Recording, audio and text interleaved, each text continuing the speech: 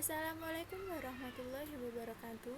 Perkenalkan, nama saya Bunga Mokfiro dari program studi S1 Pendidikan Tatap Busana Angkatan 2020 kelas B, jurusan PKK, Fakultas Teknik Universitas Negeri Surabaya dengan nomor induk mahasiswa 2005 04 04 062. Di sini saya akan menjelaskan tentang Pancasila sebagai ideologi terbuka.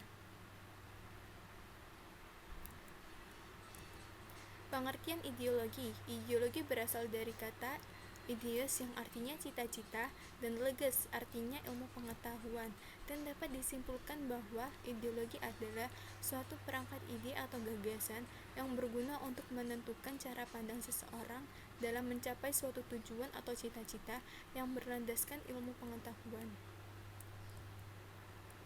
Tujuan ideologi dalam suatu bangsa yaitu menghendaki seluruh rakyat Indonesia untuk memiliki sikap religius, memeluk agama sesuai dengan keyakinan dan taat kepada Tuhan, menanamkan dan menjunjung tinggi rasa saling menghargai dan menghormati, menciptakan bangsa yang nasionalis dan menanamkan rasa cinta tanah air kepada seluruh rakyat Indonesia tanpa terkecuali, menciptakan bangsa yang demokrasi, yaitu mendahulukan kepentingan umum untuk kesejahteraan bersama, menciptakan bangsa yang adil baik secara sosial maupun ekonomi sehingga seluruh rakyat Indonesia memiliki kesempatan yang sama, menjadi pedoman bagi masyarakat Indonesia dalam menjalani kehidupan berbangsa dan bernegara sehari-hari, membimbing dan mengarahkan bangsa Indonesia untuk mencapai tujuannya, mempersatukan, memelihara, serta mengukuhkan persatuan dan kesatuan bangsa Indonesia. Dimensi ideologi ada 3, yaitu realitas, idealisme, dan fleksibilitas.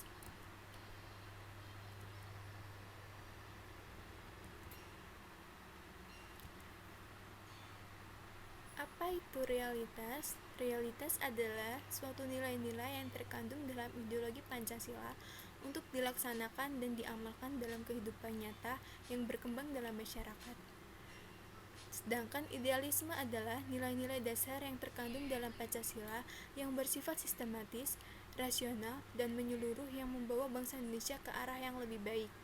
Sedangkan fleksibilitas adalah suatu kemampuan dari ideologi tersebut untuk menyesuaikan diri dan berpengaruh dan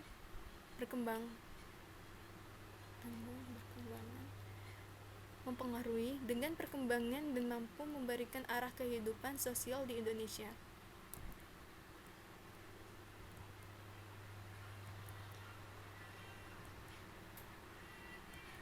Sifat-sifat ideologi ada 2, yaitu ideologi tertutup dan ideologi terbuka.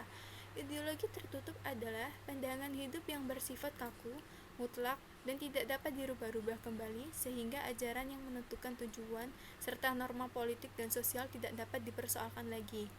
Ideologi bukan karena berasal dari masyarakat itu, melainkan berasal dari keinginan dan cita-cita suatu kelompok, sehingga ideologi ini sangat bersifat memaksa, keras, dan sangat mengatur berbagai bidang kehidupan rakyatnya.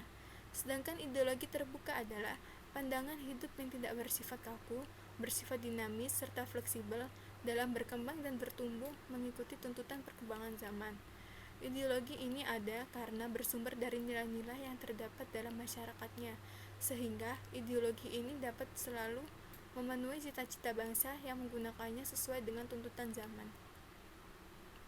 Yang dinamis, menjunjung hak asasi manusia atau HAM, mempunyai kebebasan berbicara dan bertindak, menjunjung pluralitas, hasil dari musyawarah mufakat, muncul dari masyarakat, mempunyai sistem pemerintahan yang terbuka kepada rakyatnya, nilai dan cita-cita tidak dipaksakan dari luar, harus mencerminkan falsafah hidup yang dimiliki masyarakat.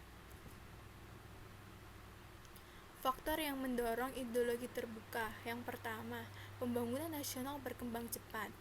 Yang kedua, dinamika masyarakat yang berkembang pesat. Yang ketiga, memperkokoh kesadaran akan nilai-nilai Pancasila yang abadi. Yang keempat, menjadikan Pancasila sebagai satu-satunya nilai.